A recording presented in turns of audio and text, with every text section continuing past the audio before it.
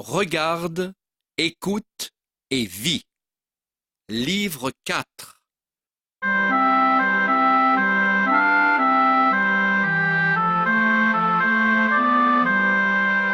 Certains des plus grands hommes qui ont vécu sur cette terre étaient des serviteurs de Dieu. Ces histoires racontent le secret de leur puissance et comment Dieu les a rendus grands.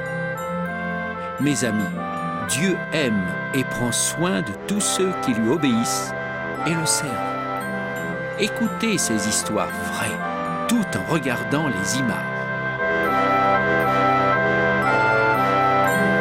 Image 1. Une famille fuit la famine. Dieu a créé tous les hommes à son image, mais ils se sont détournés de lui et ont choisi de suivre la voie de Satan. Souvent, Dieu a envoyé des jugements pour faire revenir les hommes à lui, mais en vain. Alors, Dieu a choisi le peuple d'Israël pour qu'il le connaisse, lui obéisse et soit son témoin. Mais Israël aussi s'est révolté contre Dieu. Ils ont adoré les idoles et les faux dieux, comme les autres peuples. Dieu a envoyé la guerre et la famine au peuple d'Israël pour le ramener à lui. Un homme, appelé Elimelech, et sa femme Naomi, avec leurs 2 fils, décident de fuir vers la terre de Moab pour trouver de la nourriture, car la famine est grande en Israël. Pendant environ 10 ans, cette famille a vécu en terre étrangère. Le père y est mort, et les 2 fils ont épousé des femmes moabites. Puis, les fils sont morts également. La mère reste veuve, pauvre, avec ses belles filles sur cette terre étrangère.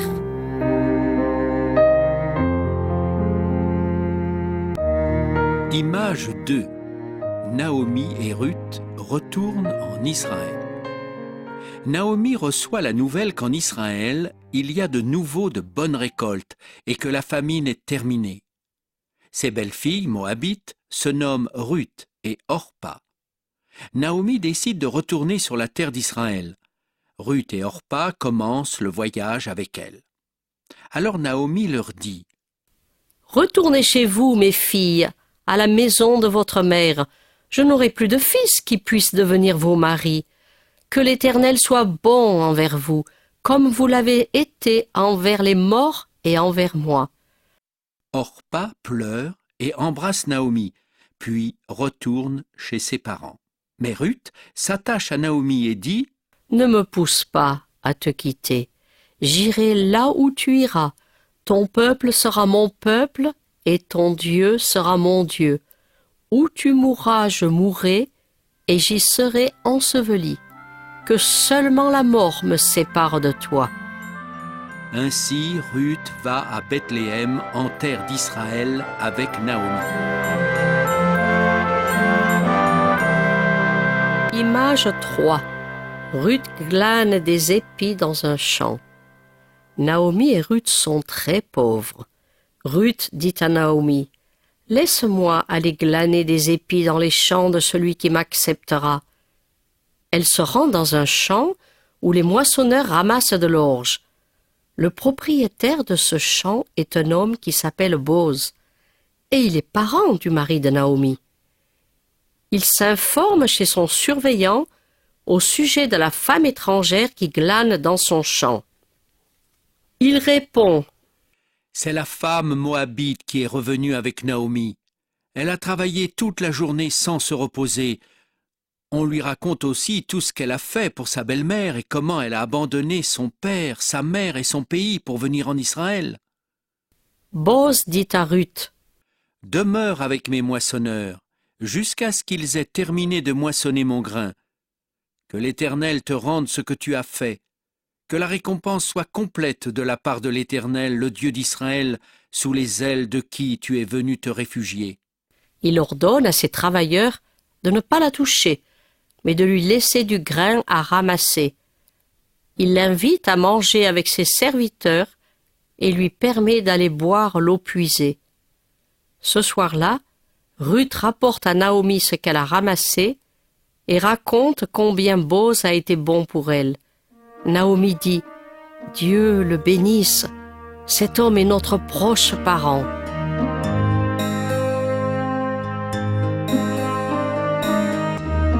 Image 4. Ruth et Boz dans l'air. Lorsqu'un homme meurt en Israël, son plus proche parent doit épouser la veuve et relever son nom. Un jour, Naomi dit à Ruth: « Je voudrais te trouver un mari, pour que tu sois heureuse. Boz est notre parent. Cette nuit, il va se trouver dans l'aire d'orge et il dormira là. Lave-toi et porte tes plus beaux habits. Puis rends-toi sur l'aire. Observe à quel endroit il se couche et dès qu'il sera endormi, couche-toi à ses pieds. Il te dira lui-même ce que tu dois faire. » Ruth fait comme Naomi dit. Lorsque Boz se réveille au milieu de la nuit, il trouve Ruth couchée à ses pieds. Il lui dit: « Qui es-tu » Elle lui dit: « Je suis Ruth, ta servante, étends ton aile sur moi, car tu as le droit de rachat. » Boz lui dit: « Sois bénie de l'Éternel, ma fille, sois sans crainte, je ferai pour toi tout ce que tu me diras. Chacun sait que tu es une femme de valeur. » Il la renvoie avant le lever du jour avec une grande charge d'orge, et Ruth raconte à Naomi tout ce que Boz a fait pour elle.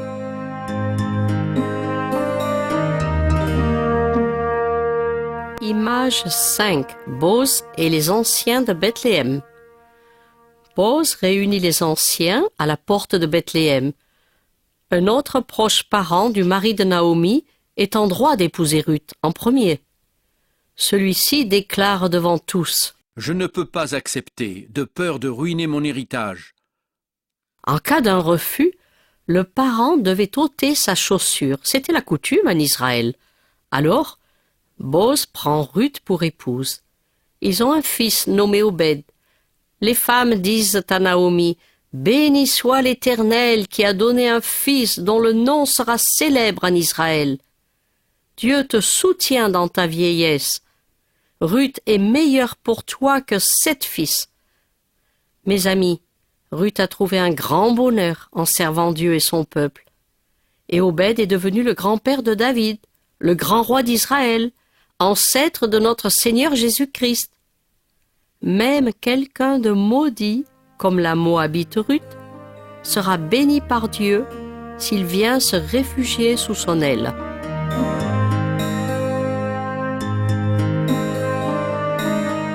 Image 6. Marie et l'ange de Dieu. Bien des générations après Ruth, Dieu choisit une autre femme pour le servir. Son nom est Marie. Marie est vierge. Elle est fiancée à un homme nommé Joseph. Mais avant son mariage, un ange de Dieu apparaît à Marie et lui dit: « Sois sans crainte, Marie, tu as trouvé grâce auprès de Dieu. Tu vas enfanter un fils et tu vas l'appeler Jésus. Il sera le fils du Dieu Très-Haut. » Marie dit à l'ange: « Mais comment cela se produira-t-il, puisque je ne suis pas mariée ?» L'ange lui dit: « Le Saint-Esprit viendra sur toi et la puissance du Très-Haut te couvrira. C'est pourquoi le Saint-Enfant qui naîtra sera appelé Fils de Dieu. » Marie dit: « Je suis la servante du Seigneur, qu'il me soit fait comme tu le dis. » Alors l'Esprit Saint de Dieu descend sur Marie, elle est enceinte et donne naissance à un fils. Ainsi Marie devient la mère de Jésus, le Fils de Dieu. Elle est une servante du Seigneur, obéissante et pleine de foi. Image 7. Anne prie Dieu. Il y a une femme en Israël nommée Anne. Son mari, Elkana, a encore une deuxième femme nommée Pénina. Elkana aime beaucoup Anne, mais elle est très malheureuse car elle ne peut pas avoir d'enfant. Chaque année, ils se rendent au temple à Silo. Elkana apporte des offrandes et fait des sacrifices à Dieu. Chaque fois, Pénina cause du chagrin à Anne pour qu'elle se révolte contre Dieu qui la rend stérile. Anne pleure et ne mange plus. Elkana essaie de l'encourager, mais Anne pleure beaucoup. Elle fait un vœu à l'Éternel en disant « Ô Dieu, si ton regard se porte sur moi et que tu me donnes un fils, je te le donnerai pour tous les jours de sa vie. » Ses lèvres remuent tandis qu'elle parle à Dieu, mais aucun son ne sort de sa bouche. Élie, le grand prêtre, a la voix et pense qu'elle est ivre. Il lui dit « Fais passer ton vin !» Anne lui répond « Ne prends pas ta servante pour une femme de rien. C'est l'excès de ma douleur et de mon chagrin qui m'ont fait parler. » Élie lui dit alors « Va en paix et que le Dieu d'Israël te donne ce que tu as demandé. » Dieu entend la prière d'Anne et quelque temps plus tard, elle donne naissance à un fils et elle l'appelle Samuel.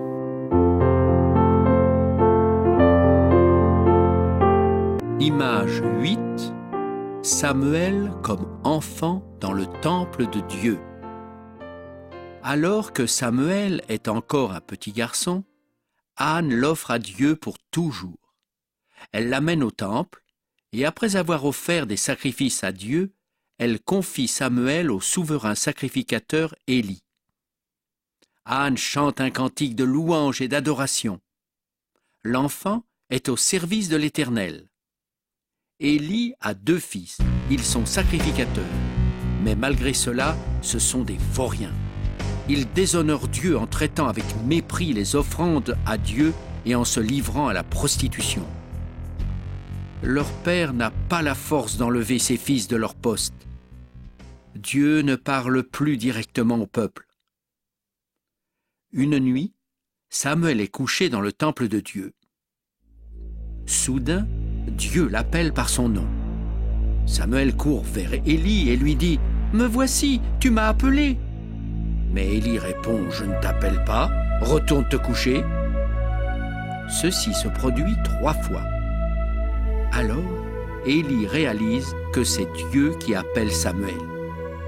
Il dit donc à Samuel de répondre à Dieu en ces termes « Parle, Seigneur, car ton serviteur écoute. » Dieu donne l'ordre à Samuel de donner un message de jugement à Élie et ses fils et de lui dire que leurs fautes ne seront jamais pardonnées. Samuel a peur de parler à Élie, mais forcé par lui, il lui dit tout, sans rien cacher. Dieu parle souvent avec Samuel, et celui-ci ne laisse tomber à terre aucune de ses paroles.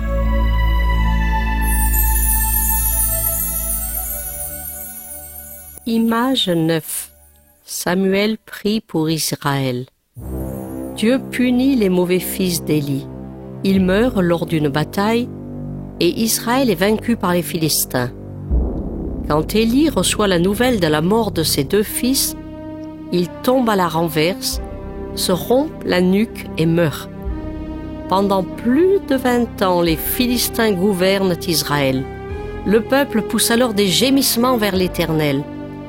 Un jour, Samuel dit au peuple « Si vous revenez de tout votre cœur à l'Éternel, ôtez du milieu de vous vos faux dieux et dirigez votre cœur vers l'Éternel et servez-le lui seul. Alors, il vous délivrera des Philistins. » Ils ôtent les faux dieux et servent l'Éternel. Ils confessent aussi leurs péchés devant l'Éternel. Les Philistins se réunissent pour attaquer Israël. Samuel offre à l'Éternel un sacrifice et implore Dieu pour les secourir. Dieu fait retentir le tonnerre à grand bruit et les met en déroute. Les Philistins s'enfuient et Israël peut tous les chasser. Image 10. Samuel oint Saül avec de l'huile. Dieu est le véritable roi d'Israël, et Samuel conduit le peuple selon ses enseignements. Mais ses fils aiment le profit et ne marchent pas dans les voies de Dieu. Le peuple demande à Samuel de leur donner un roi, comme les autres peuples. Samuel n'est pas content d'entendre ces paroles. Mais Dieu lui dit, « Ce n'est pas toi qu'il rejette, mais moi. Écoute le peuple et donne-lui un roi, mais avertis-les clairement sur les droits du roi. Si un roi les maltraite, Dieu ne les aidera pas. Le peuple insiste pour avoir un roi. Il y a un jeune homme nommé Saül. Il est grand et beau. Un jour, Saül rencontre Samuel quand il est à la recherche des ânes perdus de son père.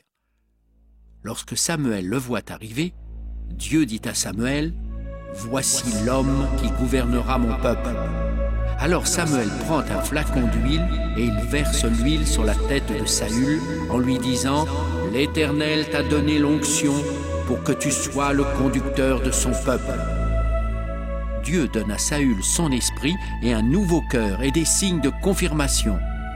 Pendant 40 ans, Saül règne sur Israël.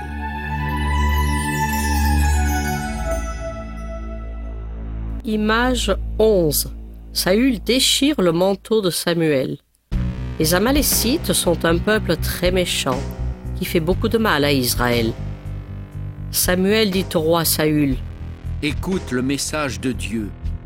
Tue les Amalécites et détruis tout ce qui leur appartient, hommes, femmes, enfants et nourrissons, bœufs et agneaux, chameaux et ânes. » Dieu aide Saül et son armée à vaincre les Amalécites, mais ils désobéissent à Dieu. Ils épargnent les meilleurs animaux et tuent tout ce qui est méprisable. Ils épargnent aussi le roi Agag.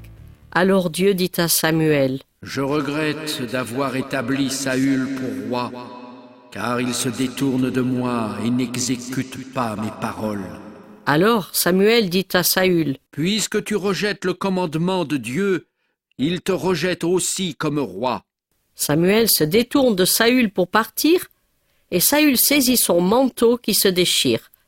Alors Samuel dit, « Dieu a déchiré le royaume d'Israël pour te l'ôter et l'a donné à un homme meilleur que toi. » Mes amis, Saül a offert des sacrifices à Dieu, mais il ne lui a pas obéi. Samuel a obéi et servi Dieu tous les jours de sa vie. Qu'est-ce qui vaut mieux? Accomplir des actes religieux ou obéir à Dieu? L'obéissance vaut mieux que les sacrifices, car la désobéissance est comme l'idolâtrie.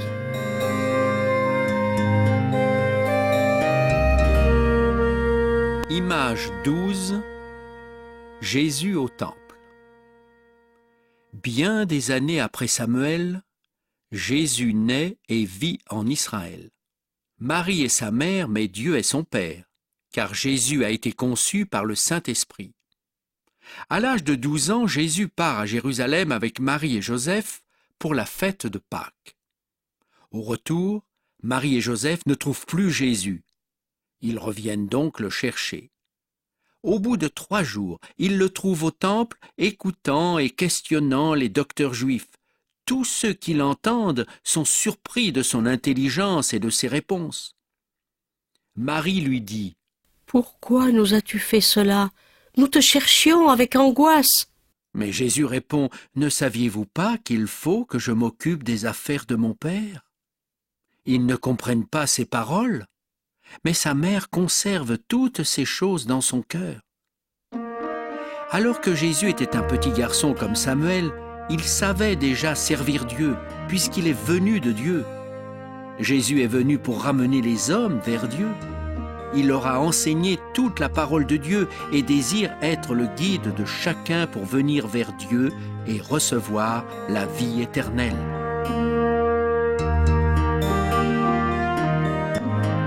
Image 13. David le courageux berger. Saül est le premier roi d'Israël, mais il désobéit à Dieu. Ainsi, Dieu se retire de Saül et cesse de l'aider et choisit un autre. Il y a un jeune homme nommé David, il garde les brebis de son père. Il croit au Dieu vivant et n'a pas peur du danger. Un jour, un lion attaque les brebis. David tue le lion et sauve les brebis. Il joue bien de la harpe et chante les louanges de Dieu. David est un homme selon le cœur de Dieu. C'est pourquoi Dieu choisit David pour remplacer Saül.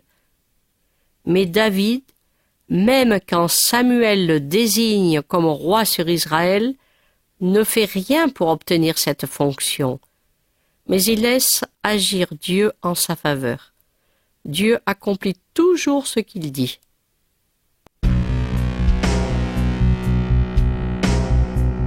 Image 14, David et le géant. Il y a la guerre entre les Philistins et Israël. Les Philistins ont parmi eux un géant appelé Goliath. Il insulte Israël et son Dieu et dit « Choisissez un homme parmi vous, et s'il est capable de me battre, alors nous deviendrons vos esclaves. Mais si je le tue, vous deviendrez nos esclaves. » Les hommes d'Israël sont effrayés et saisis d'une grande crainte. Aucun n'ose combattre contre lui. Un jour, le père de David l'envoie vers ses 3 frères qui sont dans l'armée. Quand il entend les insultes de Goliath, il dit « Qui est donc ce Philistin qui ne connaît pas Dieu pour lancer un défi contre l'armée du Dieu vivant ?» David dit au roi Saül « Ton serviteur ira se battre avec Goliath. Dieu m'a aidé à abattre l'ours et le lion, et je frapperai le Philistin, car il a insulté notre Dieu. » David refuse l'armure du roi et prend sa fronde et 5 cailloux et s'avance vers le géant. Celui-ci le méprise et dit « Suis-je un chien pour qu'on vienne à moi avec un bâton ?» Puis il insulte David par ses dieux. David dit à Goliath « Tu viens contre moi avec tes armes, mais je viens contre toi au nom de l'Éternel des armées. Aujourd'hui, il te livrera entre mes mains. Toute la terre connaîtra qu'Israël a un Dieu. » Il lance alors une pierre dans le front du géant et celui-ci s'écroule.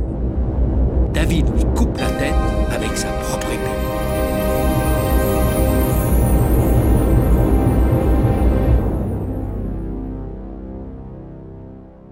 Image 15. Saül tente de tuer David. Jonathan, le fils de Saül, s'attache à David et il l'aime comme lui-même. Le peuple d'Israël aussi aime David. Il devient un grand soldat au service de Saül. Mais quand les femmes chantent ses louanges, une grande colère s'empare de Saül. Il devient jaloux de David et il veut le tuer. Un mauvais esprit s'empare de Saül. Un jour, David joue de la harpe pour Saül, car cela le calme. Saül prend alors sa lance et la jette vers David. Mais David se détourne et la lance s'enfonce dans le mur. Cela se produit 2 fois. Par la suite, Saül essaye de nombreuses fois de tuer David. Il lui donne aussi sa fille Michal, dans l'espoir qu'il soit tué en payant la dot, sans prépuce de Philistin. Le fils de Saül, Jonathan, ainsi que de nombreux Israélites aident David. Mais cependant, il doit s'enfuir dans le désert pour échapper à Saül.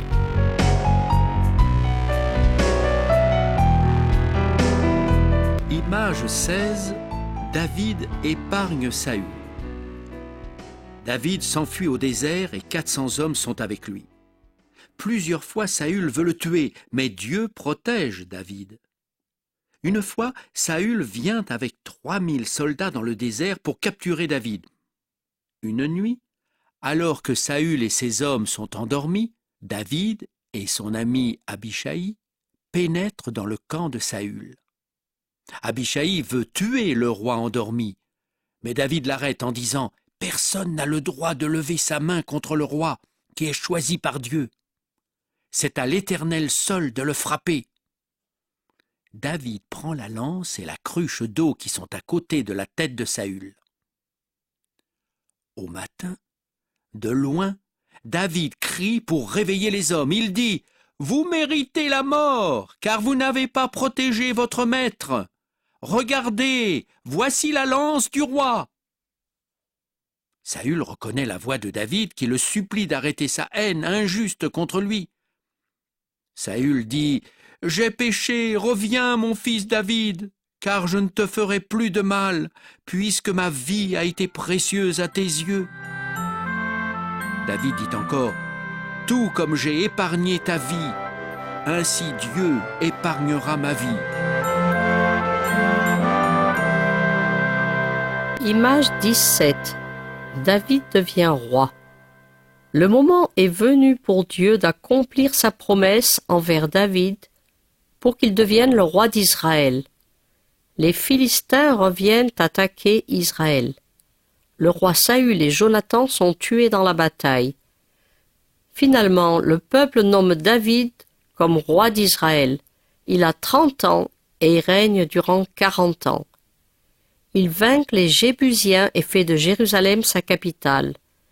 Dieu est avec lui et il vainc tous ses ennemis. Dieu dit à David, « Je t'ai choisi alors que tu gardais les moutons, et j'ai fait de toi le roi de mon peuple d'Israël. »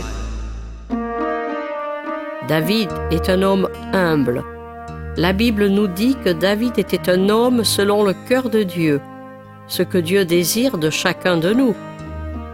C'est en croyant à toute sa parole et en obéissant fidèlement que nous pouvons plaire à Dieu.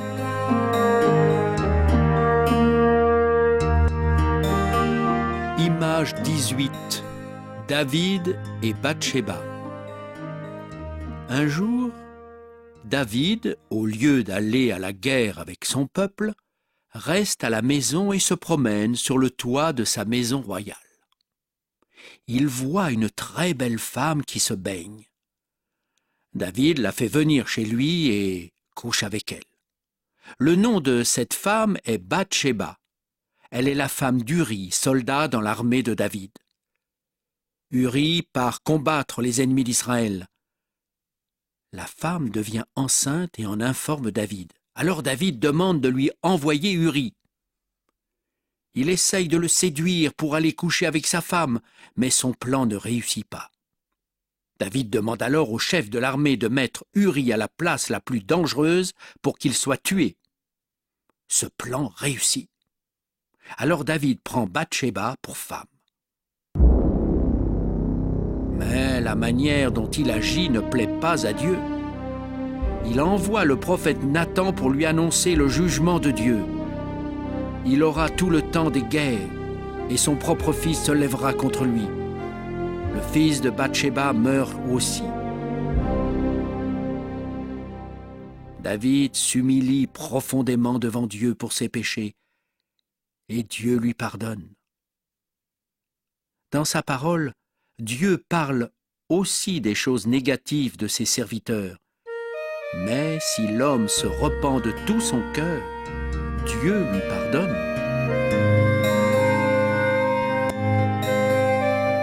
Image 19. Un temple pour Dieu. David aime Dieu et veut le servir de tout son cœur. Il veut aussi construire un grand temple à Jérusalem. Mais Dieu lui dit, « Tu ne bâtiras pas de temple, parce que tu as versé beaucoup de sang. Ton fils, Salomon, bâtira un temple pour moi. J'établirai son royaume pour toujours s'il me suit fidèlement. » Avant sa mort, David donne beaucoup d'or, d'argent, et ramasse du fer, du bois, fait tailler des pierres, et prépare aussi tout pour que Salomon puisse bâtir cette maison de Dieu, splendide à la gloire de Dieu. Mais c'est Salomon qui l'a construit. Il faut 7 années pour cela. Quand elle est inaugurée, la gloire de Dieu la remplit, et les sacrificateurs ne peuvent plus y entrer. Cela nous montre qu'au fond, Dieu n'a pas besoin de nous, car tout l'univers lui appartient.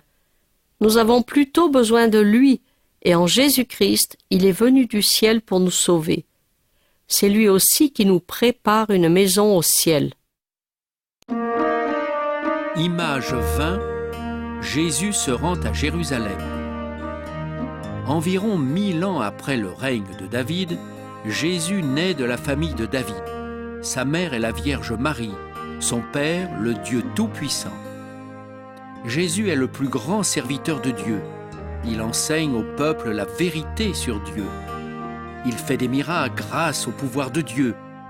Saül et David et chacun d'entre nous, nous avons tous péché contre Dieu. Mais Jésus n'a jamais péché. Il a pu dire « Qui d'entre vous me trouvera quelque faute en moi ?» Même le diable n'a rien trouvé de mal en lui. Un jour, Jésus entre à Jérusalem sur un âne. Le peuple crie « Hosanna, ô fils de David, celui qui vient au nom de Dieu !»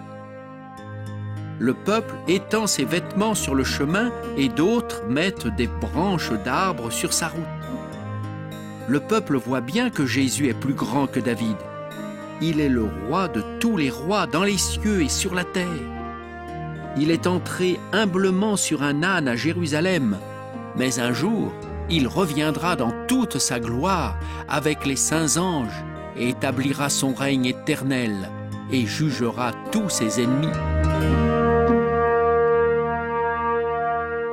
Image 21. Les oiseaux nourrissent Élie. Après David et Salomon, d'autres rois gouvernent Israël. L'un d'entre eux se nomme Akab.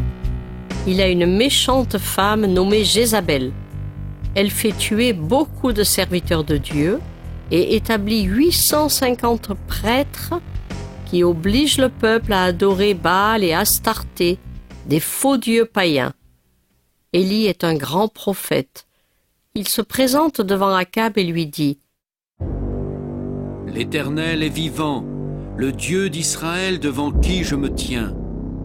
Il ne pleuvra plus pendant ces années jusqu'à ma parole. » Dieu fait venir une grande famine sur la terre d'Israël. Pourtant, Dieu prend soin de son serviteur Élie. Il l'envoie se cacher près du torrent appelé Kérit, d'où il peut boire l'eau, et Dieu ordonne aux corbeaux de lui apporter matin et soir du pain et de la viande. Quand l'eau tarit, Dieu envoie Élie chez une veuve à Sidon, et miraculeusement il nourrit Élie, la veuve et son fils. Élie est aussi l'instrument de Dieu pour ressusciter le fils de la veuve.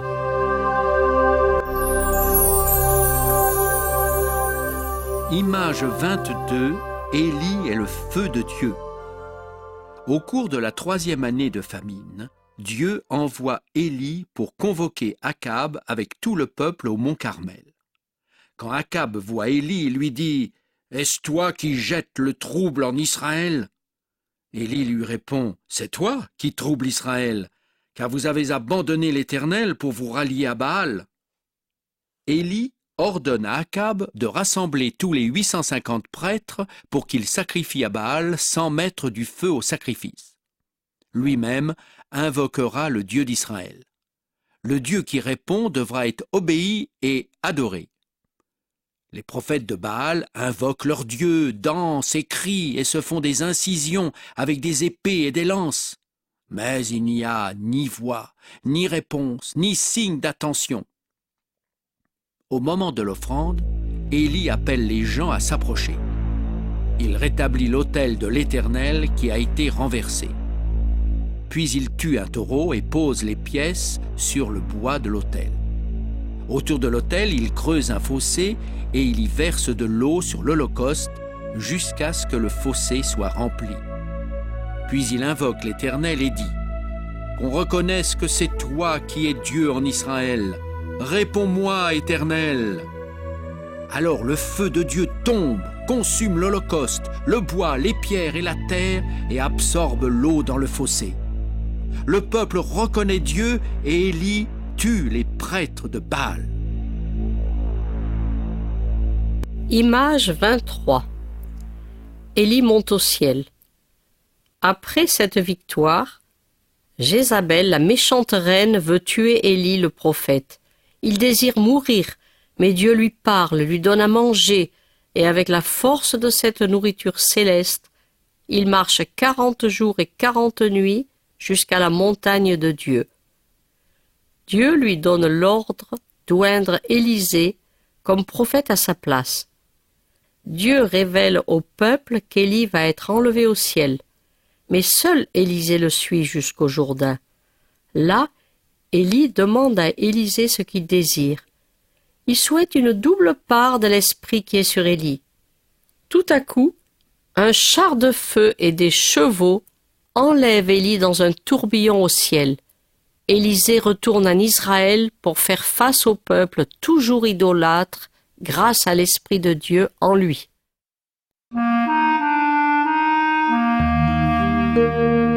Image 24, Élie avec Jésus et Moïse. Durant le ministère de Jésus en Israël, 700 ans plus tard, Jésus monte avec 3 de ses disciples sur une montagne. Là, il est transformé devant eux et ils voient sa gloire. Moïse et Élie apparaissent et parlent avec Jésus de son départ de la terre, c'est-à-dire de sa mort à la croix et de sa résurrection. Les 3 disciples voient Jésus éclatant de blancheur dans la gloire de Dieu. Dieu lui-même parle depuis le ciel et dit « Voici mon Fils bien-aimé, écoutez-le ». Ils ne voient alors que Jésus seul.